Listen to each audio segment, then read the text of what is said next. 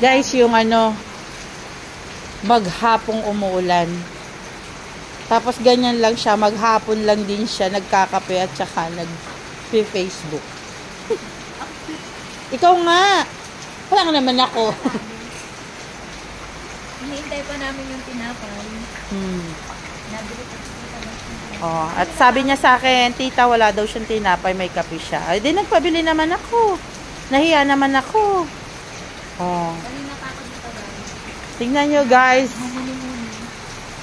Ang putik na dito. Kahapon pa umuulan, tapos ngayon. Oh, ayan. Puno na yung aming mga lalagyan ng tubig. Sa susunod, bibili ako niyang itim na yan na drum, 6 pa. Kasi malaking tulong yung libreng tubig. Pandilig man lang ng mga halaman. Boss! Maulan! Maulan, boss! Kaya nga, baha na ba doon? Diyan sa may big wash, baha na rin? Pero malaki na yung tubig sa ano? Ayun nga lang. Sige, boss! Yan ang aming kapitbahay.